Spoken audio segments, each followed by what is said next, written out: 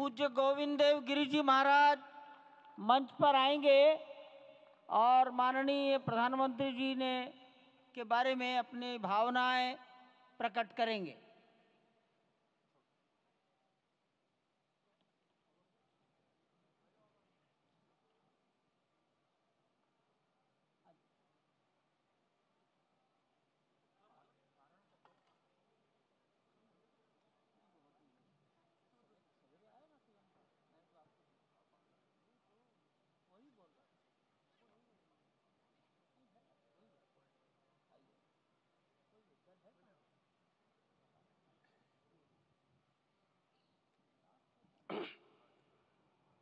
आपदामपहर्तारं दातारं सर्वसंपदां लोकाभिरामं श्रीरामं भूयो भूयो नमाम्यहम्।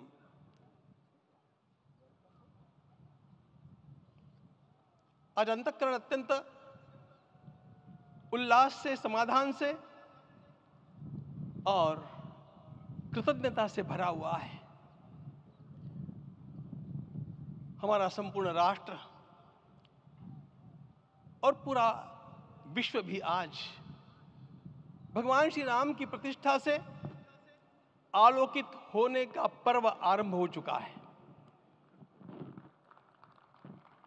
यह केवल एक मंदिर में एक मूर्ति की प्रतिष्ठा नहीं है, यह इस देश की अस्मिता, इस देश का स्वाभिमान और इस देश का आत्मविश्वास, इसकी प्रतीक्षा है। 500 वर्षों की प्रतीक्षा के पश्चात यह संभव हो सका। इसके जो अनेक कारण हैं, उनके ऊपर तो आलोक हमारे सारे सम्माननीय अभ्यागत डालेंगे ही। मैं केवल एक काम के लिए यहां पर खड़ा हूं, छोटा सा काम। कारण तो अनेक होते हैं, लेकिन अनेक कारण मिलते मिलते आखिर वे एक विशिष्ट स्तर तक पहुंच जाते हैं और उस स्तर पर कोई महापुरुष हम लोगों को उपलब्ध होता है और उस विभूति के कारण युग परिवर्तित हो जाता है। इस प्रकार का परिवर्तन लाने के लिए अपने जीवन को साधना पड़ता है और इस प्रकार जीवन साधने वाले हमारे इस देश की परंपरा के अनेक महान रत्नों में आज हम लोगों को समय की आवश्यकता, युग की आवश्यकता, सनातन के अंतःकरण की आवश्यकता के रूप में हमारे सम्माननीय प्रधानमंत्री जी प्राप्त हुए हैं।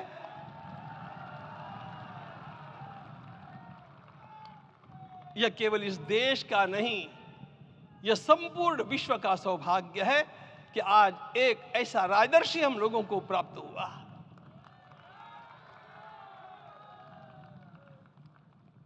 आपके मंगल हाथों से आज प्रतिष्ठा होने की बात थी, वह स्वाभाविक भी था, वो होना ही था मित्रों।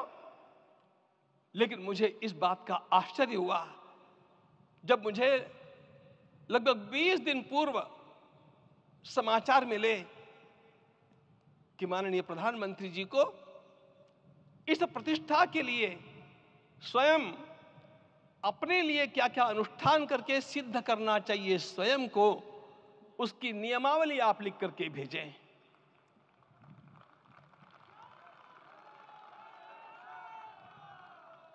जिस प्रकार का हमारे देश का राजनीतिक माहौल है, कोई भी आकर के किसी भी समय कुछ भी कर्म करके चला जाता है, वो उद्घाटन हो चाहे पौधारोपण हो चाहे कुछ भी हो, लेकिन उसके लिए मैं अपने को सिद्ध करूं, इस प्रकार की भावना कहां होती है? यदि किसी ने पूछा तो मैं कहूंगा कि यहां होती है। भगवान श्री राम की प्रतिष्ठा करनी है। भारतीय जीवनादर्शों के सर्वोच्च आदर्श भगवान श्री राम है और इन समस्त जीवनादर्शों की प्रतिष्ठा करने के समान ही यहां की प्रतिष्ठा रही है। इसलिए एक महान विभूति को ऐसे लगा कि मैं अपने को भी साधूं। मैं कर्मणा मनसा वाचा, कर्म से, मन से और वाणी से अपने को उसके लिए शुद्ध बनाऊं, सिद्ध बनाऊं, और उसका मार्ग तप ही है। भगवत गीता ने कहा यज्ञ दान तप कर्म न त्याज्यम कार्य में तत्। तप से ही विशेष परिशुद्धि होती है। आज मुझे आपको बतलाने समय अंतःकरण गदगद होने की अनुभूति हो रही है। मैंने तो कहा था, हम लोगों ने महापुरुषों से परामर्श करके लिखा था, आपको केवल 3 दिन का उपवास करना है। आपने 11 दिन का संपूर्ण उपोषण किया। हमने 11 दिन एक भुक्त रहने के लिए कहा था, उन्होंने अन्न का ही त्याग कर दिया। महाभारत में कहा गया है अनशन यह सबसे बड़ा तप है, अनशन। और उसको उनके जीवन में साकार होते हुए मैंने केवल देखा नहीं, मैं थोड़ा तार्किक हूं। आपकी परम पूजनीय माता जी से मिलकर के मैंने उसको रिकन्फर्म भी किया था कि आपका ये अभ्यास 40 वर्षों का है। ऐसा तपस्वी कोई राष्ट्रीय नेता प्राप्त होना यह सामान्य बात नहीं है। वे इन दिनों में हमने कहा था कि आपको विदेश प्रवास नहीं करना चाहिए, क्योंकि सांसर्गिक दोष भी आते हैं। विदेश प्रवास टाल दिया सांसर्गिक देशों के इस दोषों की संभावना के कारण, लेकिन दिव्य देशों का प्रवास ऐसा किया। नासिक से आरंभ किया, गुरुवायूर गए, श्रीरंगम गए, रामेश्वरम गए। इन सारे स्थानों पर जाकर के वहां के परमाणुओं को लेकर के और पूरी भारत माता के हर कोनों में जाकर के मानो वे निमंत्रण दे रहे थे कि आइए दिव्य आत्माओं, अयोध्या पधारिए और हमारे राष्ट्र को महान बनाने के लिए आशीर्वाद दीजिए।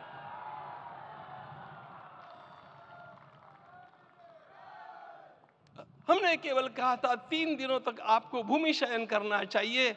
11 दिनों से आप भूमि शयन कर रहे हैं। इस कड़कड़ाती ठंड में इस प्रकार का शयन करना, मित्रों, ब्रह्मा जी ने सृष्टि को निर्माण किया। उस समय उन्होंने एक शब्द को सुना था। भारत की संस्कृति का सबसे मूल शब्द है तप, तप इति। हमारे पूज्य गुरुदेव के गुरुदेव परम गुरु कहा करते थे, कांची के परमाचार्य जी महाराज, तपश्चर। मैं जब भी उनसे मिलता था वे कहते थे तपश्चर। आज तप की कमी हो गई है, और उस तप को हमने साकार आप में देखा। मुझे इस परंपरा को देखते हुए केवल एक राजा याद आता है जिसमें यह सब कुछ था, और उस राजा का नाम छत्रपति शिवाजी महाराज। छत्रपति शिवाजी महाराज। मित्रों, लोगों को पता नहीं है शायद,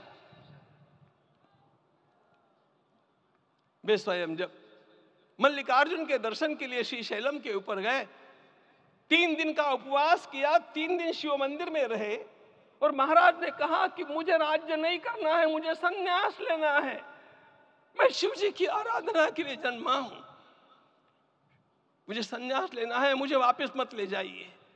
इतिहास का वो बड़ा विलक्षण प्रसंग है।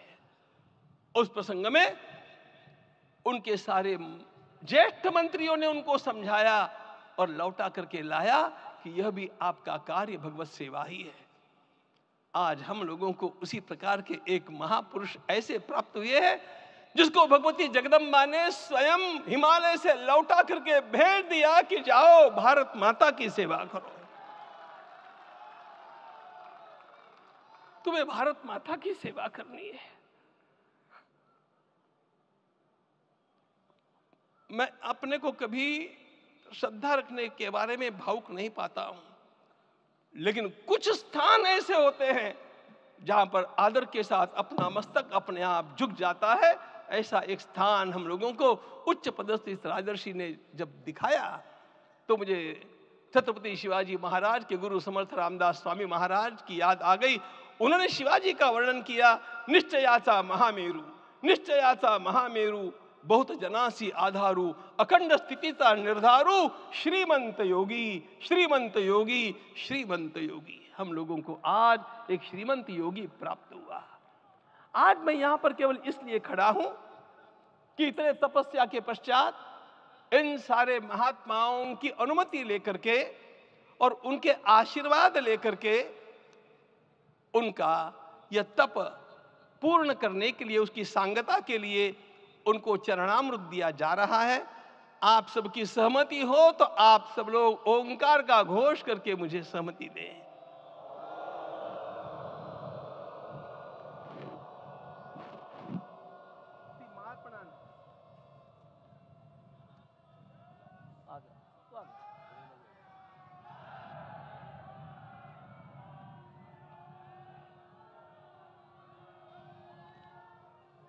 अपना उपवास पूर्ण कर रहे हैं माननीय प्रधानमंत्री जी।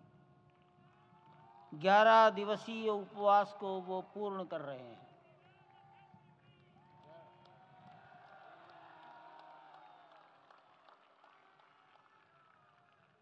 मैं श्री राम जन्मभूमि तीर्थ क्षेत्र के अध्यक्ष पूज्य महंत नृत्य गोपाल दास जी महाराज, मणिराम छावनी अयोध्या के श्री महंत के चरणों में निवेदन करता हूं आशीर्वचन के लिए।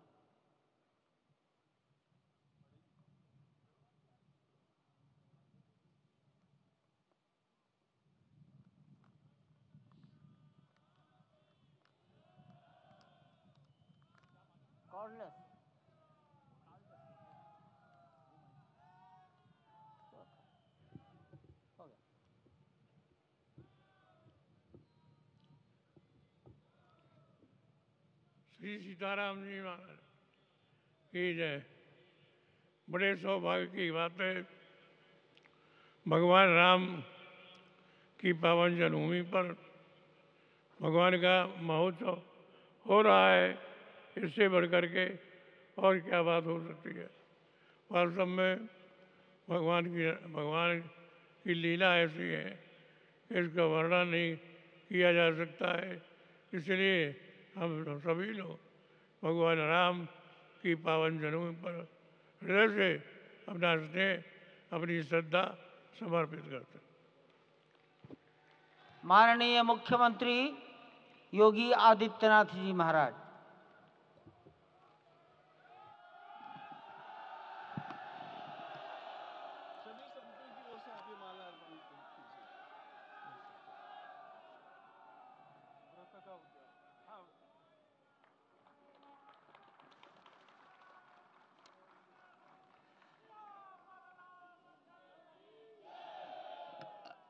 रामाय रामभद्राय रामचंद्राय वेदसे रघुनाथाय नाथाय सीताय पतिये नमः।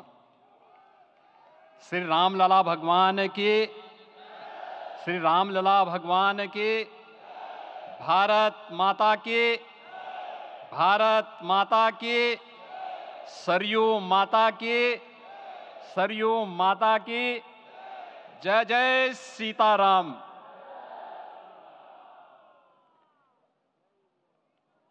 रामोत्सव के आज के इस कार्यक्रम के मुख्य अतिथि दुनिया के सबसे लोकप्रिय राजनेता, भारत के माननीय प्रधानमंत्री आदरणीय श्री नरेंद्र मोदी जी, राष्ट्रीय स्वयंसेवक संघ के माननीय सरसंघ चालक श्रद्धेय डॉक्टर मोहन भागवत जी, प्रदेश की माननीय राज्यपाल श्रीमती आनंदीबेन पटेल जी, श्री राम जन्मभूमि तीर्थ क्षेत्र न्यास के अध्यक्ष पूज्य महंत नृत्य गोपाल दास जी, श्री राम जन्मभूमि तीर्थ क्षेत्र न्यास के कोषाध्यक्ष पूज्य स्वामी गोविंद देव गिरि जी, महासचिव सम्मान्य श्री चंपत राय जी, देश के कोने कोने से यहां पर पधारे पूज्य संतजन, अपने अपने क्षेत्र के नेतृत्व देने वाले सभी उपस्थित महानुभाव, रामोत्सव के इस पावन पर्व के अवसर पर आदरणीय प्रधानमंत्री जी का मैं आप सबकी ओर से हृदय से स्वागत करता हूं, अभिनंदन करता हूं। इस अवसर पर पधारे राष्ट्रीय स्वयंसेवक संघ के सरसंघ चालक आदरणीय डॉक्टर मोहन भागवत जी का,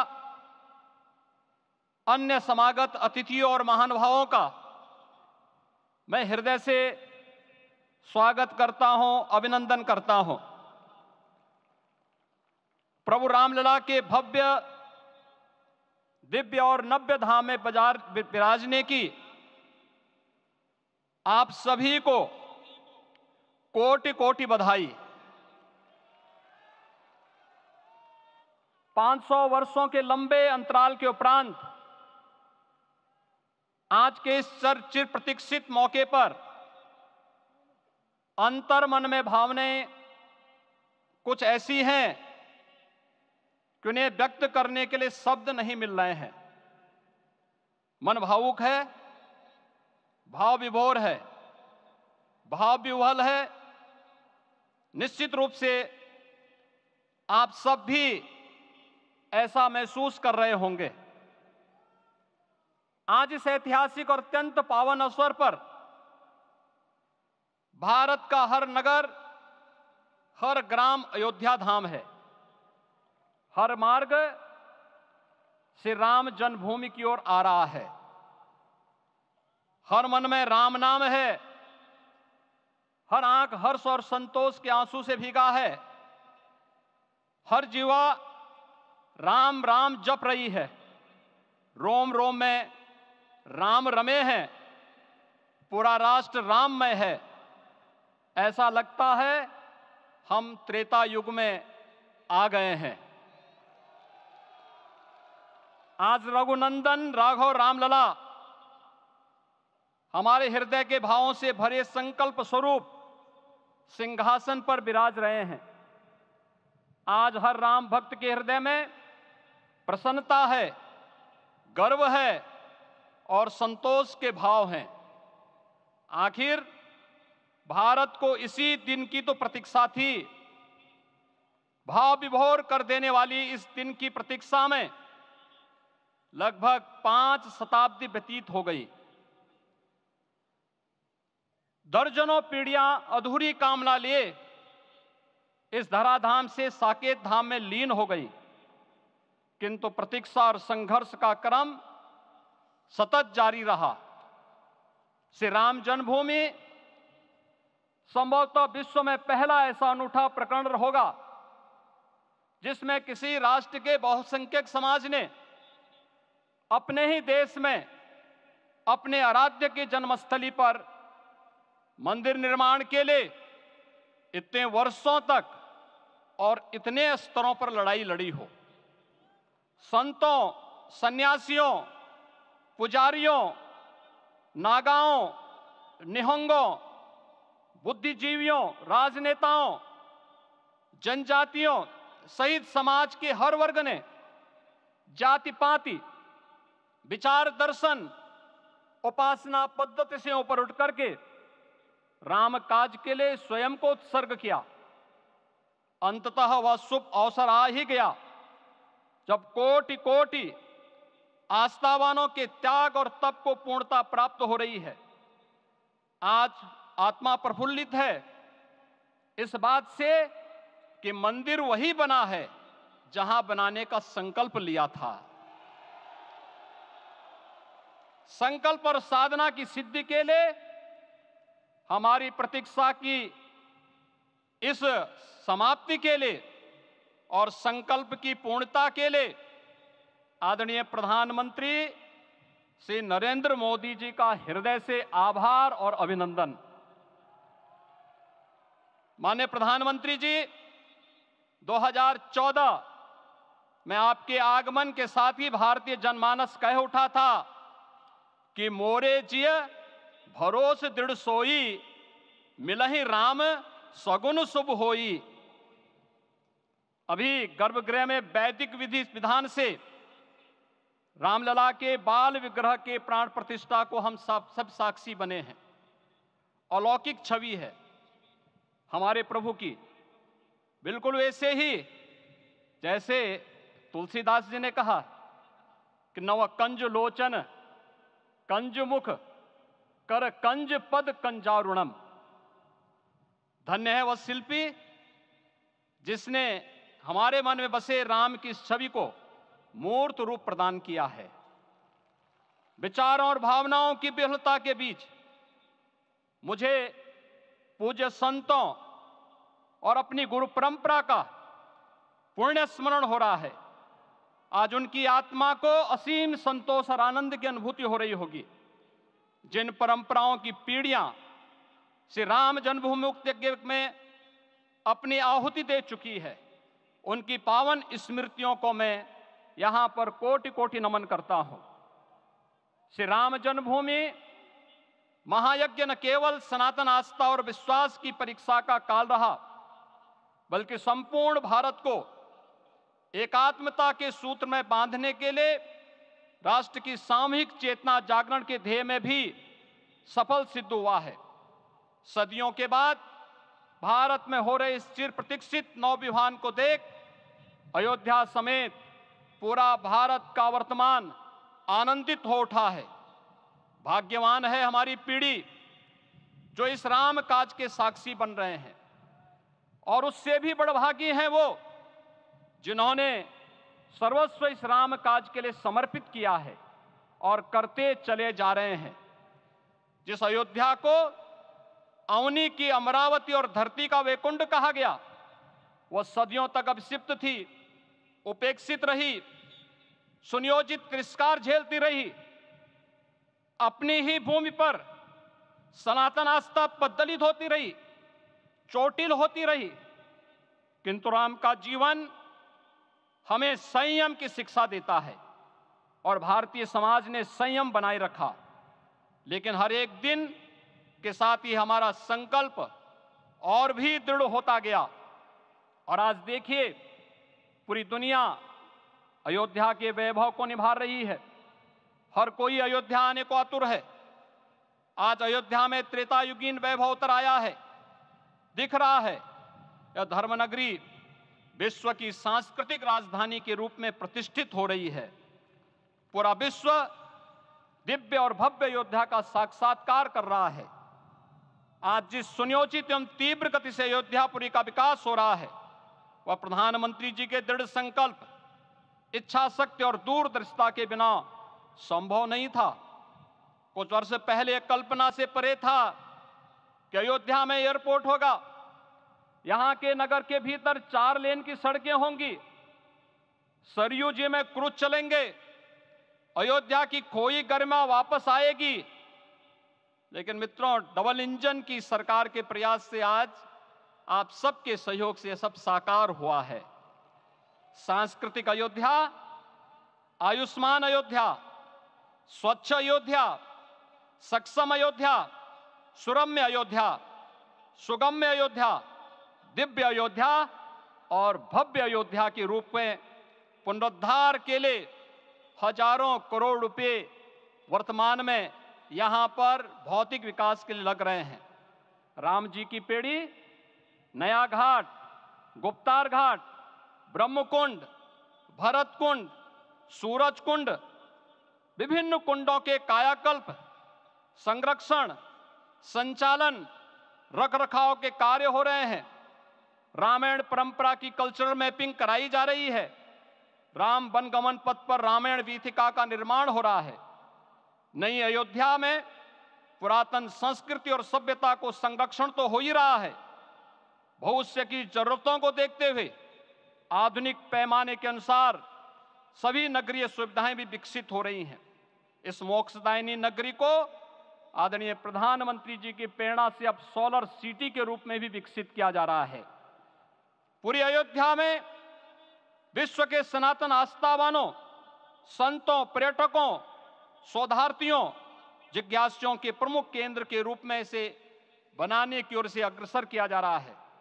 यह एक नगर या तीर्थ भर का विकास नहीं है, यह उस विश्वास की विजय है जिसे सत्यमेव जयते के रूप में भारत के राज चिन्ह में अंगीकार किया गया है। यह लोक आस्था और जन विश्वास का विजय है, भारत के गौरव की पुनर्प्रतिष्ठा है। अयोध्या का दिव्य दीपोत्सव नए भारत की सांस्कृतिक पहचान बन रहा है और श्री रामलला की प्राण प्रतिष्ठा का समारोह भारत की सांस्कृतिक अंतरात्मा को समरस की एक अभिव्यक्ति सिद्ध कर रहा है। श्री राम जन्मभूमि मंदिर की स्थापना भारत के सांस्कृतिक पुनर्जागरण का आध्यात्मिक अनुष्ठान है। यह राष्ट्र मंदिर है। निसंदेह श्री रामलला विग्रह की प्राण प्रतिष्ठा राष्ट्रीय गौरव का एक ऐतिहासिक अवसर है। निश्चिंत रहिए, प्रभु राम की कृपा से अब कोई अयोध्या की परिक्रमा में बाधा नहीं बन पाएगा। अयोध्या की गलियों में अब गोलियों की गड़गड़ाहट नहीं होगी, कर्फ्यू नहीं लगेगा। अपितु यहां दीपोत्सव, रामोत्सव और यहां की गलियों में श्री राम नाम संकीर्तन से यहां की गलियां गुंजायमान होंगी, क्योंकि अवधपुरी का मैं रामलला का विराजना राम राज्य की स्थापना की उद्घोषणा भी है। राम राज्य बैठे त्रिलोका, हर्षित भये गए सब शोका। राम राज्य भेदभाव रहित समृद्ध समाज का द्योतक है और हमारे यशस्वी प्रधानमंत्री जी की नीतियों, विचारों और योजनाओं का आधार है। भव्य दिव्य राम जन्मभूमि मंदिर के स्वप्न को साकार रूप देने में योगदान देने वाले सभी वास्तुविदों, अभियंताओं, शिल्पियों और श्री राम जन्मभूमि तीर्थ क्षेत्र न्यास के सभी पदाधिकारियों को हृदय से धन्यवाद। पुनः आप सभी को रामलला के विराजने की इस ऐतिहासिक पुण्य घड़ी की बधाई। आदरणीय प्रधानमंत्री जी, आदरणीय सरसंघ चालक जी, माननीय राज्यपाल महोदया और आप सभी महानुभावों का मैं एक बार फिर से हृदय से स्वागत और अभिनंदन करते हुए हम सब जो संकल्प पूर्वजों ने लिया था उसकी सिद्धि की भी सभी को बधाई देते हुए प्रभु के चरणों में एक बार पुनः नमन करते हुए पूरे प्रदेश और देशवासियों को आज के इस रामोत्सव के अवसर पर कोटि कोटि बधाई और अभिनंदन देते हुए अपनी वाणी को विराम देता हूं। जय जय सीताराम। राष्ट्रीय स्वयंसेवक संघ के सरसंघ चालक डॉक्टर मोहन राव भागवत जी।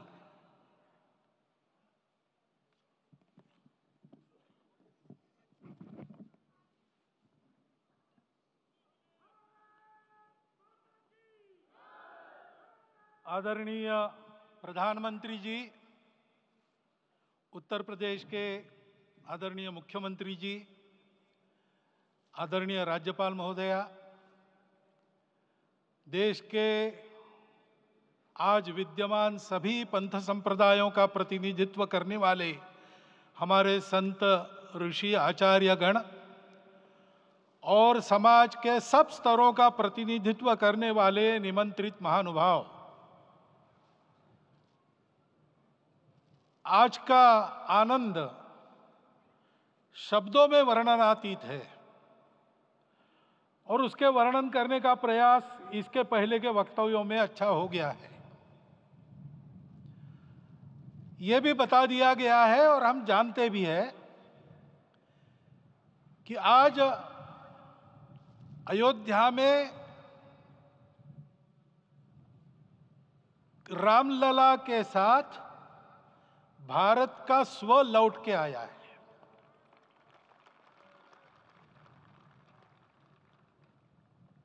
और संपूर्ण विश्व को त्रासदी से राहत देने वाला एक नया भारत खड़ा होके रहेगा, इसका प्रतीक आज का कार्यक्रम बन गया है। ऐसे समय में आपके उत्साह का, आपके आनंद का वर्णन कोई नहीं कर सकता। हम यहां पर अनुभव कर रहे, पूर्ण देश में यही वातावरण है। छोटे छोटे मंदिर के सामने दूरदर्शन पर इस कार्यक्रम को सुनने वाले हमारे समाज के करोड़ों बंधु, वहां पहुंच न पाए ऐसे घर घर के हमारे नागरिक सज्जन, माता भगिनी, सब भाव विभोर है, सब में आनंद है, सब में उत्साह है। और ऐसे समय में जोश की बातों में थोड़ी सी होश की बात करने का काम मुझे ही दिया जाता है। आज हमने सुना कि इस प्राण प्रतिष्ठा महोत्सव में पधारने के पूर्व प्रधानमंत्री जी ने कठोर व्रत रखा। जितना कठोर व्रत रखने को कहा था, उससे कई गुना अधिक कठोर व्रताचरण उन्होंने किया। मेरे पुराना उनसे परिचय है, मैं जानता हूं वो तपस्वी है ही, परंतु वो अकेले तप कर रहे हैं, हम क्या करेंगे। अयोध्या में रामलला आए, अयोध्या से बाहर क्यों गए थे? रामायण में क्यों गए थे बाहर? तो अयोध्या में कलह हुआ। अयोध्या उस पुरी का नाम है जिसमें कोई द्वंद्व नहीं, जिसमें कोई कलह नहीं, जिसमें कोई दुविधा नहीं। वो हुआ 14 वर्ष वनवास में गए। वो सब ठीक होने के बाद दुनिया के कलह को मिटा के वापिस आए। आज रामलला वापस फिर से आए हैं 500 साल के बाद। जिनके त्याग, तपस्या, प्रयासों से ये सोने का दिन आज हम देख रहे, सुवर्ण दिवस देख रहे, उनका स्मरण प्राण प्रतिष्ठा के संकल्प में हम लोगों ने कहा, आपने सुना होगा, स्मरण किया। उनकी तपस्या को, उनके त्याग को, उनके परिश्रम को शत बार, सहस्त्र बार, कोटि बार नमन है। रामलला के यहां इस युग में आज के दिन फिर वापस आने का इतिहास जो जो श्रवण करेगा वो राष्ट्र के लिए कर्म प्रवण होगा और उसके राष्ट्र का सब दुख दैन्य हरण होगा। ऐसे इस इतिहास का सामर्थ्य है। परंतु उसमें हमारे लिए कर्तव्य का आदेश भी है। प्रधानमंत्री जी ने तप किया, अब हमको भी तप करना है। राम राज्य आने वाला है, वो कैसा था? दैहिक दैविक भौतिक तापा, राम राज नहीं कहु व्यापा। सब नर करहि परस्पर प्रीति, चलहि स्वधर्म निरत श्रुति नीति। सब निर्दंभ धर्म रत पुनि, नर अरु नारी चतुर सब गुनी। सब गुणज्ञ पंडित सब ज्ञानी, सब कृतज्ञ नहीं कपट सयानी। राम राज्य के सामान्य नागरिकों का जो वर्णन है, हम भी इस गौरवमय भारतवर्ष की संतानें हैं। कोटि कोटि कंठ उसका जयगान करने वाले हमारे हैं। हमको इस प्रकार के व्यवहार को रखने का तप आचरण करना पड़ेगा। हमको भी सारे कलह को विदाई देनी पड़ेगी। छोटे छोटे परस्पर मत रहते हैं, छोटे छोटे विवाद रहते हैं, उसको लेकर लड़ाई करने की आदत छोड़ देनी पड़ेगी। आखिर है क्या? ये बात बताइए, वो सामान्य नागरिक कैसे थे? निर्दंभ, प्रामाणिकता से आचरण करने वाले, केवल बातें करने वाले नहीं और बातें करके उसका अहंकार पालने वाले नहीं थे। काम करते थे, आचरण करते थे और अहंकार नहीं था। ऐसे वो थे और धर्मरत थे। यानी क्या थे? इस पर कठिन भाषा में प्रवचन बहुत लंबा हो सकता है, लेकिन थोड़े में धर्म के जो 4 मूल्य जिनकी चौखट पर धर्म है, ऐसा श्रीमद् भागवत में बताया है, सत्य, करुणा, शुचिता, तपस, उसका आज हमारे लिए युगानुकूल आचरण क्या है? तो सत्य कहता है कि सब घटों में राम है, ब्रह्म सत्य है, वही सर्वत्र है। तो हमको ये जानकर आपस में समन्वय से चलना होगा, क्योंकि हम चलते हैं, सबके लिए चलते हैं, सब हमारे हैं, इसलिए हम चल पाते हैं। और इसलिए आपस में समन्वय रखकर व्यवहार करना, यह धर्म का पहला जो पैर है, सत्य, उसका आचरण है। करुणा दूसरा कदम है, उसका आचरण है सेवा और परोपकार। सरकार की कई योजनाएं गरीबों को राहत दे रही, सब हो रहा है, लेकिन हमारा भी कर्तव्य है, ये सब समाज बांधव हमारे अपने बंधु है। तो जहां हमको दुख दिखता है, पीड़ा दिखती है, वहां हम दौड़ जाए, सेवा करें, दोनों हाथों से कमाएं, अपने लिए न्यूनतम आवश्यक रखकर बाकी सारा वापस दे, सेवा और परोपकार के माध्यम से। यह करुणा का अर्थ आज है। शुचिता पर चलना है, यानी पवित्रता होनी चाहिए। पवित्रता के लिए संयम चाहिए, अपने को रोकना है। सब अपनी इच्छाएं, सब अपने मत, सब अपनी बातें ठीक होंगी ही ऐसा नहीं, और होगी तो भी अन्यों के भी मत है, अन्यों की भी इच्छाएं हैं। और इसलिए अपने आप को संयम में रखते हैं तो सारी पृथ्वी सब मानवों को जीवित रखेगी। गांधी जी कहते थे, earth has enough for everyone's need, but it cannot satisfy everyone's greed. तो लोभ नहीं करना, संयम में रहना और अनुशासन का पालन करना, अपने जीवन में अनुशासित रहना, अपने कुटुंब में अनुशासन रहना, अपने समाज में अनुशासन रहना। सामाजिक जीवन में नागरिक अनुशासन का पालन करना। भगिनी निवेदिता कहती थी कि स्वतंत्र देश में नागरिक संवेदना रखना और नागरिक अनुशासन का पालन करना, यही देशभक्ति का रूप है। इससे जीवन में पवित्रता आती है। और तपस का तो मूर्तिमान उदाहरण आपके सामने आज दिया गया। व्यक्तिगत तपस तो हम करेंगे, सामूहिक तपस क्या है? संगच्छध्वम संवदध्वम सम वो मनांसी जानता। हम साथ चलेंगे, बोलेंगे आपस में, उसमें से एक सहमति का संवाद निकालेंगे, एक ही भाषा बोलेंगे, वो वाणी मन वचन कर्म समन्वित होगा और मिलके चलेंगे, अपने देश को विश्वगुरु बनाएंगे। ये तपस हम सबको करना है। 500 वर्षों तक अनेक पीढ़ियों ने लगकर परिश्रम करके, प्राणों का बलिदान देके, खून पसीना बहाकर आज ये आनंद का दिन सारे राष्ट्र को उपलब्ध करा दिया। उन सब के प्रति हमारे मन में कृतज्ञता है। मैं यहां बैठता हूं तो मेरे मन में विचार आता है कि मुझे बिठाया, मैंने क्या किया? वो तो जो उन्होंने किया उसका प्रतिनिधि भी मुझे बनाया गया है। उस प्रतिनिधि के नाते मैं ये अवदान स्वीकार करता हूं और उन्हीं को अर्पण करता हूं। परंतु उनका ये व्रत हमको आगे लेके जाना है। जिस धर्म स्थापना विश्व में करने के लिए राम का अवतार हुआ था, उस धर्म स्थापना को अनुकूल स्थिति अपने आचरण में, अपने देश में उत्पन्न करना, यह अपना कर्तव्य बनता है।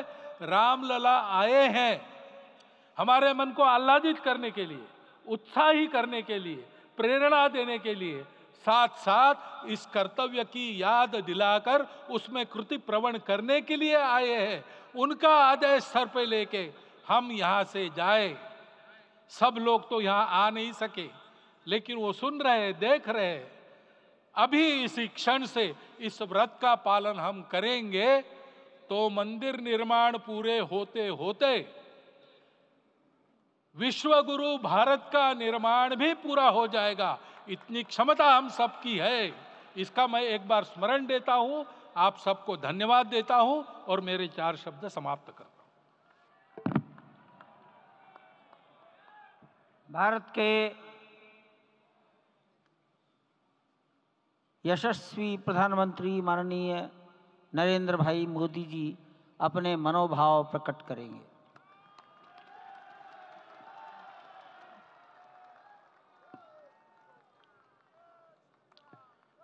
सियावर रामचंद्र की जय। सियावर रामचंद्र की जय। श्रद्धेय मंच, सभी संत एवं ऋषिगण, यहाँ उपस्थित और विश्व के कोने कोने में हम सबसे साथ जुड़े हुए सभी राम भक्त, आप सबको प्रणाम, आप सबको राम राम।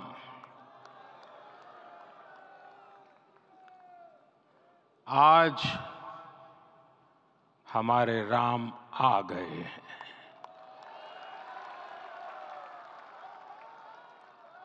सदियों की प्रतीक्षा के बाद हमारे राम आ गए हैं।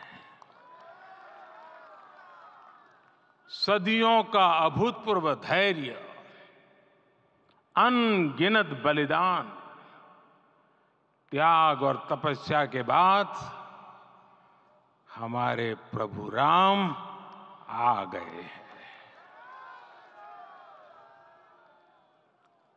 इस शुभ घड़ी की आप सभी को, समस्त देशवासियों को बहुत बहुत बधाई। मैं अभी गर्भगृह में ईश्वरीय चेतना का साक्षी बनकर आपके सामने उपस्थित हुआ हूं।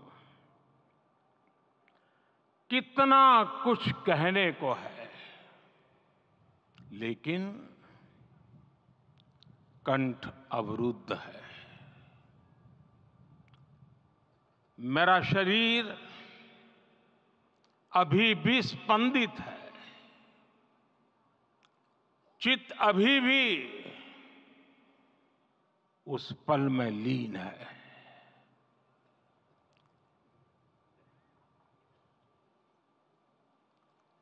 हमारे रामलला अब टेंट में नहीं रहेंगे।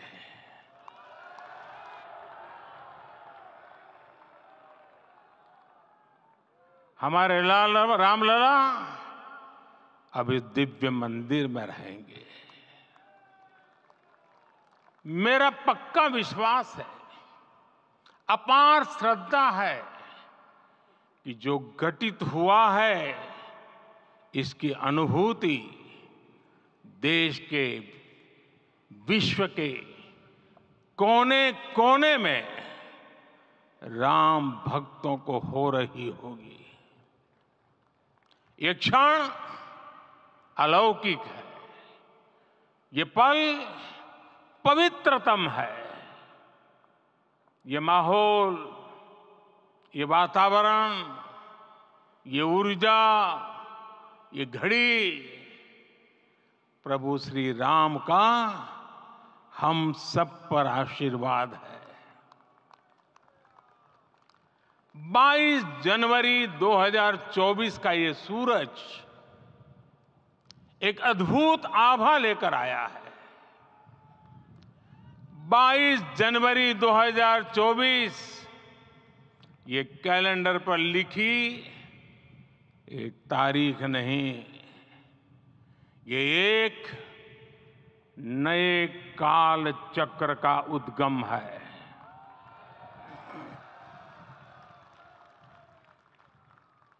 राम मंदिर के भूमि पूजन के बाद से प्रतिदिन पूरे देश में उमंग और उत्साह, बढ़ता ही जा रहा था।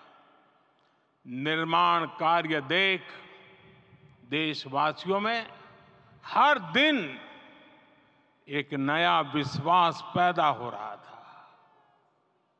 आज हमें सदियों के उस धैर्य की धरोहर मिली है। आज हमें श्री राम का मंदिर मिला है। गुलामी की मानसिकता को तोड़कर उठ खड़ा हो राष्ट्र। अतीत के हर दंश से हौसला लेता हुआ राष्ट्र ऐसे ही नव इतिहास का सृजन करता है। आज से 1000 साल बाद भी लोग आज की इस तारीख की, आज के इस पल की चर्चा करेंगे।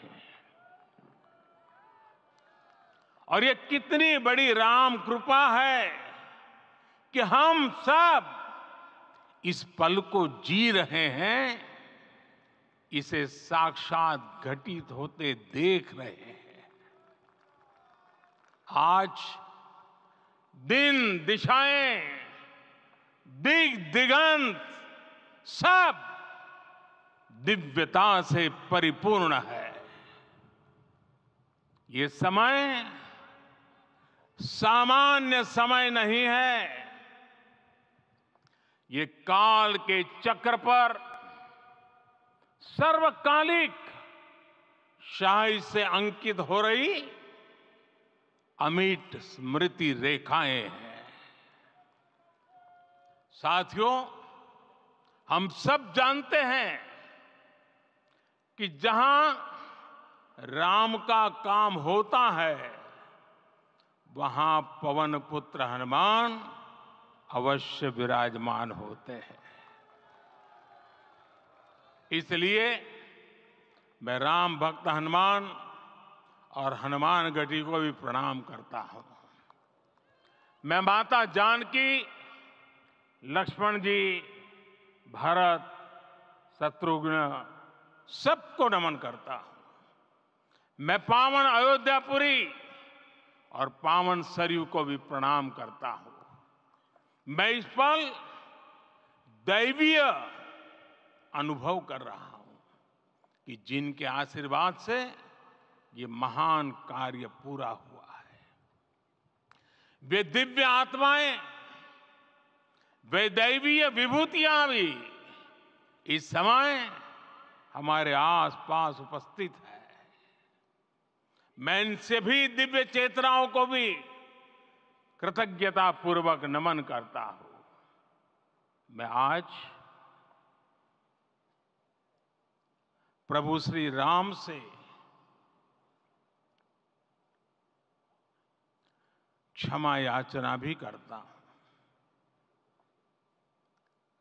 हमारे पुरुषार्थ, हमारे त्याग, तपस्या में कुछ तो कमी रह गई होगी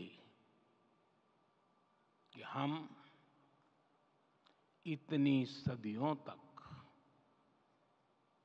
ये कार्य कर नहीं पाए।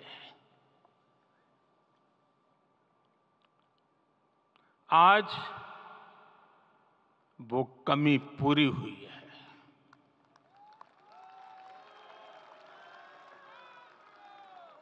मुझे विश्वास है प्रभु राम आज हमें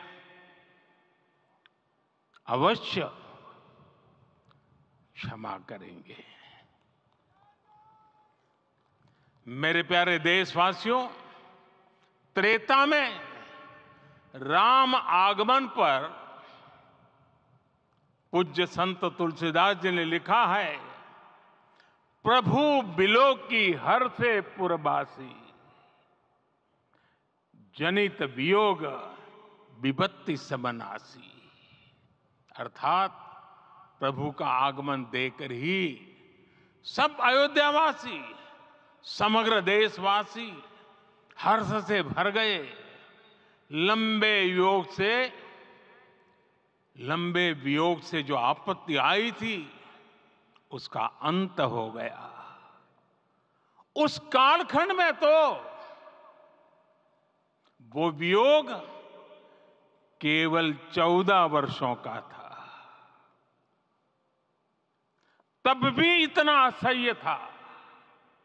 इस युग में तो अयोध्या और देशवासियों ने सैकड़ों वर्षों का वियोग सहा है। हमारी कई कई पीढ़ियों ने वियोग सहा है। भारत के तो संविधान में उसकी पहली प्रति में भगवान राम विराजमान है। संविधान के अस्तित्व में आने के बाद भी दशकों तक प्रभु श्री राम के अस्तित्व को लेकर कानूनी लड़ाई चली। मैं आभार व्यक्त करूंगा भारत की न्यायपालिका का, जिसने न्याय की लाज रख ली।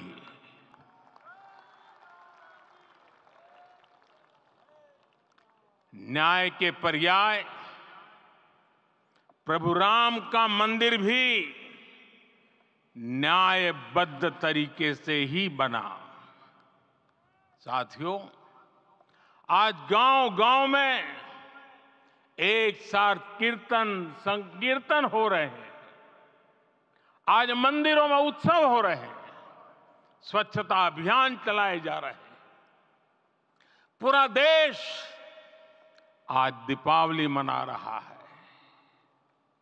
आज शाम घर घर राम ज्योति प्रज्वलित करने की तैयारी है। कल मैं श्री राम के आशीर्वाद से धनुषकोडी में राम सेतु के आरंभ बिंदु अरिचल मुनाई पर था। जिस घड़ी प्रभु राम समुद्र पार करने निकले थे, वो एक पल था जिसने काल चक्र को बदला था। उस भावमय पल को महसूस करने का मेरा ये विनम्र प्रयास था। वहां पर मैंने पुष्प वंदना की। वहां मेरे भीतर एक विश्वास जगा कि जैसे उस समय काल चक्र बदला था, उसी तरह अब काल चक्र फिर बदलेगा और शुभ दिशा में बढ़ेगा। अपने 11 दिन के व्रत अनुष्ठान के दौरान मैंने उन स्थानों का चरण स्पर्श करने का प्रयास किया जहां प्रभु राम के चरण पड़े थे। चाहे वो नासिक का पंचवटी धाम हो, केरला का पवित्र त्रिपायर मंदिर हो, आंध्र प्रदेश में लेपाक्षी हो, श्रीरंगम में रंगनाथ स्वामी मंदिर हो, रामेश्वरम में श्री रामनाथ स्वामी मंदिर हो, या फिर धनुषकोडी। मेरा सौभाग्य है कि इसी पुनीत पवित्र भाव के साथ मुझे सागर से सरयू तक की यात्रा का अवसर मिला। सागर से सरयू तक हर जगह राम नाम का वही उत्सव भाव छाया हुआ है। प्रभु राम तो भारत की आत्मा के कण कण से जुड़े हुए हैं। राम भारतवासियों के अंतर मन में विराजे हुए हैं। हम भारत में कहीं भी किसी की अंतरात्मा को छुएंगे तो इस एकत्व की अनुभूति होगी, और यही भाव सब जगह मिलेगा। इससे उत्कृष्ट, इससे अधिक देश को समायोजित करने वाला सूत्र और क्या हो सकता है। मेरे प्यारे देशवासियों, मुझे देश के कोने कोने में अलग अलग भाषाओं में रामायण सुनने का अवसर मिला है, लेकिन विशेषकर पिछले 11 दिनों में रामायण अलग अलग भाषा में अलग राज्यों से मुझे विशेष रूप से सुनने का मौका मिला। राम को परिभाषित करते हुए ऋषियों ने कहा है, रमन्ते यस्मिन् इति रामः, अर्थात जिसमें रम जाए वही राम है। राम लोक की स्मृतियों में, पर्वत से लेकर परंपराओं में सर्वत्र समाये हुए हैं। हर युग में लोगों ने राम को जिया है। हर युग में लोगों ने अपने अपने शब्दों में अपनी अपनी तरह से राम को अभिव्यक्त किया है, और ये राम रस जीवन प्रवाह की तरह निरंतर बहता रहता है। प्राचीन काल से भारत के हर कोने के लोग राम रस का आचमन करते रहे हैं। राम कथा असीम है और रामायण भी अनंत है। राम के आदर्श, राम के मूल्य, राम की शिक्षाएं सब जगह एक समान है। प्रिय देशवासियों, आज इस ऐतिहासिक समय में देश उन व्यक्तित्वों को भी याद कर रहा है जिनके कार्य और समर्पण की वजह से आज हम ये शुभ दिन देख रहे हैं। राम के इस काम में कितने ही लोगों ने त्याग और तपस्या की पराकाष्ठा करके दिखाई है। उन अनगिनत राम भक्तों के, उन अनगिनत कार सेवकों के और उन अनगिनत संत महात्माओं के हम सब ऋणी हैं। साथियों, आज का ये अवसर उत्सवता का क्षण तो है ही, लेकिन इसके साथ ही यह क्षण भारतीय समाज की परिपक्वता के बोध का भी क्षण है। हमारे लिए ये अवसर सिर्फ विजय का नहीं, विनय का भी है। दुनिया का इतिहास साक्षी है कि कई राष्ट्र अपने ही इतिहास में उलझ जाते हैं। ऐसे देशों ने जब भी अपने इतिहास की उलझी हुई गांठों को खोलने का प्रयास किया, उन्हें सफलता पाने में बहुत कठिनाई आई, बल्कि कई बार तो पहले से ज्यादा मुश्किल परिस्थितियां बन गई। लेकिन हमारे देश ने इतिहास की इस गांठ को जिस गंभीरता और भावुकता के साथ खोला है, वो ये बताती है कि हमारा भविष्य हमारे अतीत से बहुत सुंदर होने जा रहा है। वो भी एक समय था जब कुछ लोग कहते थे कि राम मंदिर बना तो आग लग जाएगी। ऐसे लोग भारत के सामाजिक भाव की पवित्रता को नहीं जान पाए।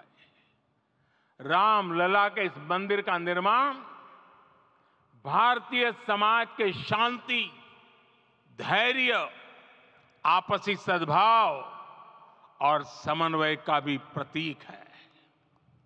हम देख रहे हैं ये निर्माण किसी आग को नहीं, बल्कि ऊर्जा को जन्म दे रहा है। राम मंदिर समाज के हर वर्ग को एक उज्जवल भविष्य के पथ पर बढ़ने की प्रेरणा लेकर आया है। मैं आज उन लोगों से आह्वान करूंगा, आइए आप महसूस कीजिए, अपनी सोच पर पुनर्विचार कीजिए।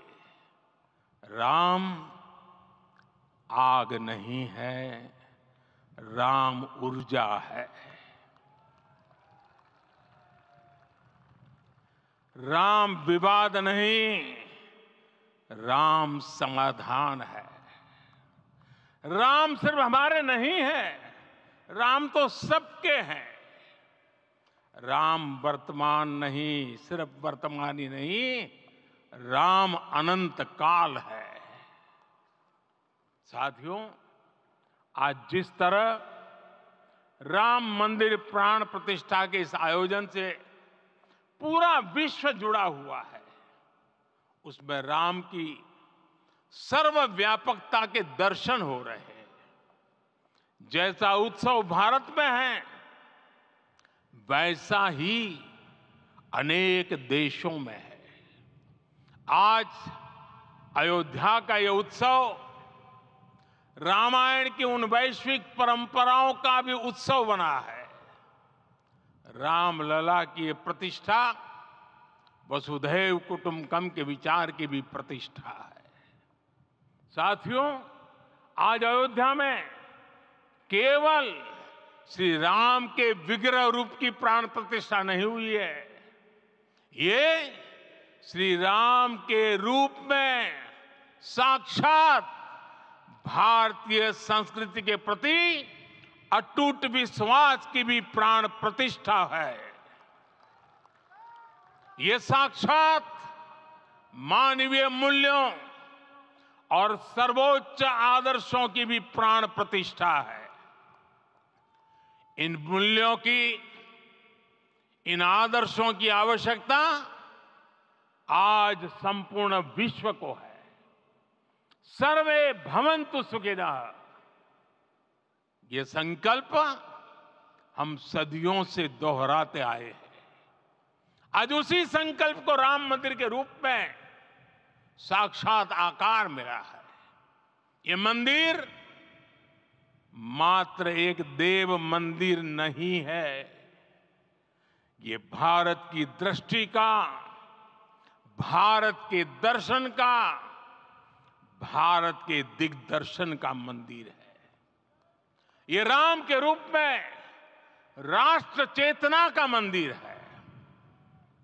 राम भारत की आस्था है, राम भारत का आधार है, राम भारत का विचार है, राम भारत का विधान है, राम भारत की चेतना है, राम भारत का चिंतन है, राम भारत की प्रतिष्ठा है, राम भारत का प्रताप है, राम प्रवाह है, राम प्रभाव है, राम नेति भी है, राम नीति भी है, राम नित्यता भी है, राम निरंतरता भी है, राम विभु है, विशद है, राम व्यापक है, विश्व है, विश्वात्मा है। और इसलिए जब राम की प्रतिष्ठा होती है तो उसका प्रभाव वर्षों या शताब्दियों तक ही नहीं होता, उसका प्रभाव हजारों वर्षों के लिए होता है। महर्षि वाल्मीकि ने कहा है, राज्यम 10 सहस्त्राणि प्राप्य वर्षाणि राघव, अर्थात राम 10,000 वर्षों के लिए राज्य पर प्रतिष्ठित हुए, यानी हजारों वर्षों के लिए राम राज्य स्थापित हुआ। जब त्रेता में राम आए थे तब हजारों वर्षों के लिए राम राज्य की स्थापना हुई थी। हजारों वर्षों तक राम विश्व पथ प्रदर्शन करते रहे थे। और इसलिए मेरे प्यारे देशवासियों, आज अयोध्या भूमि हम सभी से प्रत्येक राम भक्त से, प्रत्येक भारतीय से कुछ सवाल कर रही है। श्री राम का भव्य मंदिर तो बन गया, अब आगे क्या? सदियों का इंतजार तो खत्म हो गया, अब आगे क्या? आज के इस अवसर पर जो दैवीय आत्माएं हमें आशीर्वाद देने के लिए उपस्थित हुई हैं, हमें देख रही हैं, उन्हें क्या हम ऐसे ही विदा करेंगे? नहीं, कदापि नहीं।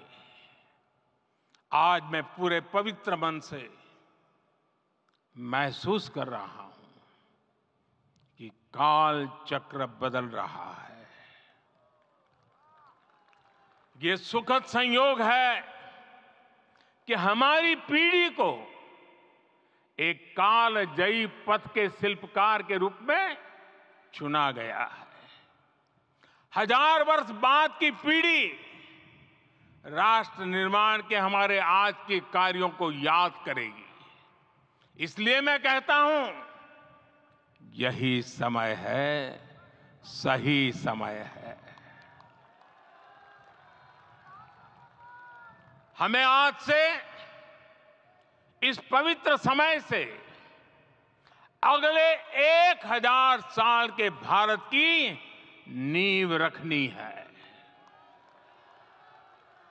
मंदिर निर्माण से आगे बढ़कर अब हमें सभी देशवासी यहीं इस पल से समर्थ, सक्षम, भव्य, दिव्य भारत के निर्माण की सौगंध लेते हैं।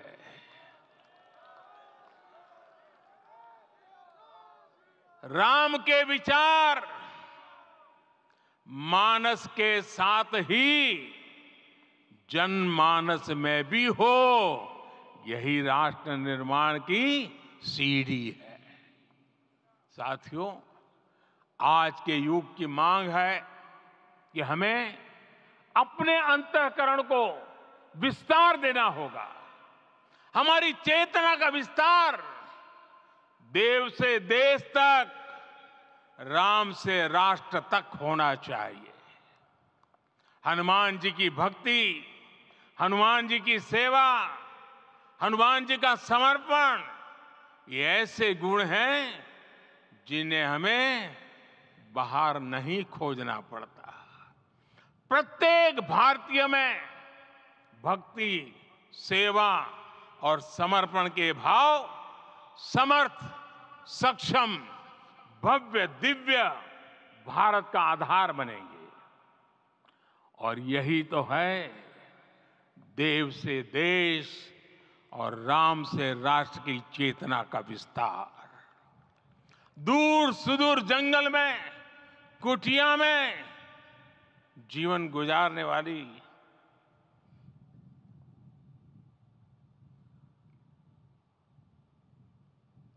मेरी आदिवासी मां शबरी का ध्यान आते ही अप्रतिम विश्वास जागृत होता है। मां शबरी तो कब से कहती थी, राम आएंगे।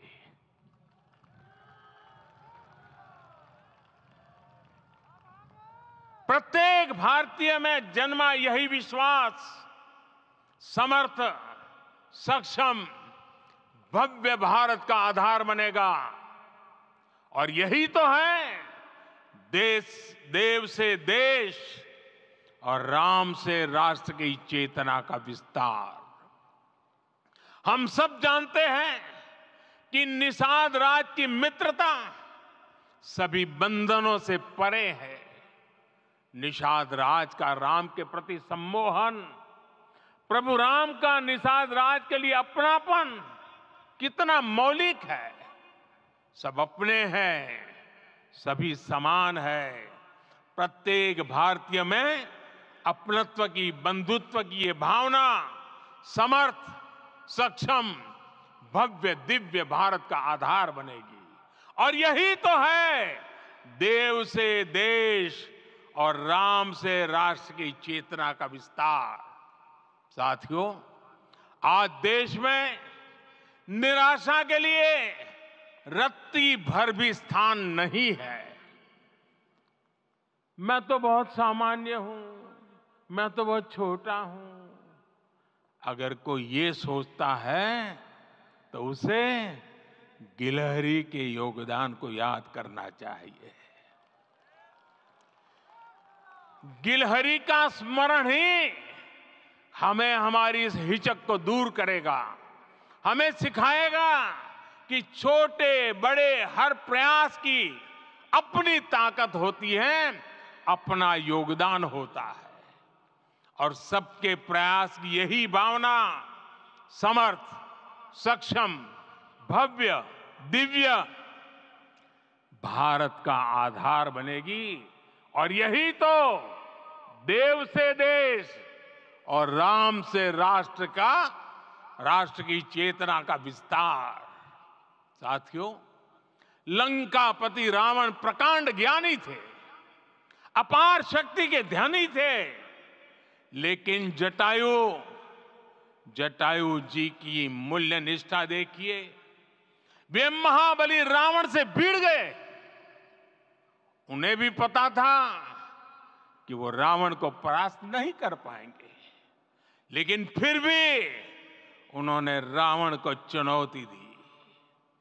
कर्तव्य की यही पराकाष्ठा समर्थ, सक्षम, भव्य, दिव्य भारत का आधार है। और यही तो है देव से देश और राम से राष्ट्र की चेतना का विस्तार। आइए हम संकल्प लें कि राष्ट्र निर्माण के लिए हम अपने जीवन का पल पल लगा देंगे। राम काज से राष्ट्र काज, समय का पल पल, शरीर का कण कण राम समर्पण को राष्ट्र समर्पण के ध्येय से जोड़ देंगे। मेरे देशवासियों, प्रभु श्री राम की हमारी पूजा विशेष होनी चाहिए। ये पूजा स्व से ऊपर उठ करके समष्टि के लिए होनी चाहिए। ये पूजा अहम से उठकर वयम के लिए होनी चाहिए। प्रभु को जो भोग चढ़ेगा वो विकसित भारत के लिए हमारे परिश्रम की पराकाष्ठा का प्रसाद भी होगा। हमें नित्य पराक्रम, पुरुषार्थ, समर्पण का प्रसाद प्रभु राम को चढ़ाना होगा। इनसे नित्य प्रभु राम की पूजा करनी होगी, तब हम भारत को वैभवशाली और विकसित बना पाएंगे। मेरे प्यारे देशवासियों, ये भारत के विकास का अमृत काल है। आज भारत युवा शक्ति की पूंजी से भरा हुआ है, ऊर्जा से भरा हुआ है। ऐसी सकारात्मक परिस्थितियां फिर न जाने कितने समय बाद बनेगी। हमें अब चूकना नहीं है, हमें अब बैठना नहीं है। मैं अपने देश के युवाओं से कहूंगा, आपके सामने हजारों वर्ष की परंपरा की प्रेरणा है। आप भारत की उस पीढ़ी का प्रतिनिधित्व करते हैं जो चांद पर तिरंगा लहरा रही है। वो 15 लाख किलोमीटर की यात्रा करके सूर्य के पास जाकर मिशन आदित्य को सफल बना रही है। जो आसमान में तेजस और सागर में विक्रांत का परचम लहरा रही है। अपनी विरासत पर गर्व करते हुए आपको भारत का नव प्रभात लिखना है। परंपरा की पवित्रता और आधुनिकता की अनंतता दोनों ही पथ पर चलते हुए भारत समृद्धि के लक्ष्य तक पहुंचेगा। मेरे साथियों, आने वाला समय अब सफलता का है। आने वाला समय अब सिद्धि का है। ये भव्य राम मंदिर साक्षी बनेगा भारत के उत्कर्ष का, भारत के उदय का ये भव्य राम मंदिर साक्षी बनेगा, भव्य भारत के अभ्युदय का, विकसित भारत का।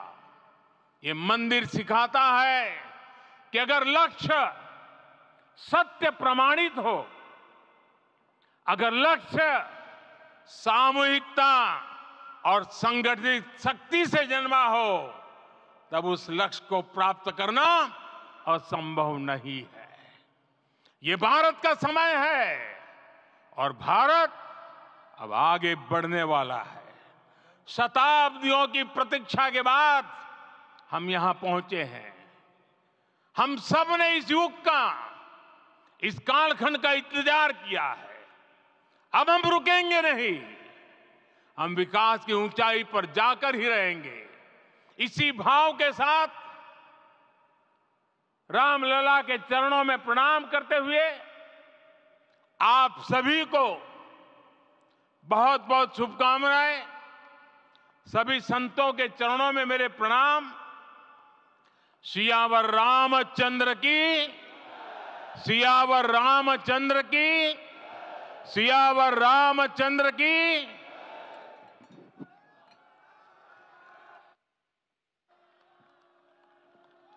मैं आपसे निवेदन करूंगा, अभी थोड़ा आसन ग्रहण करिए। माननीय प्रधानमंत्री जी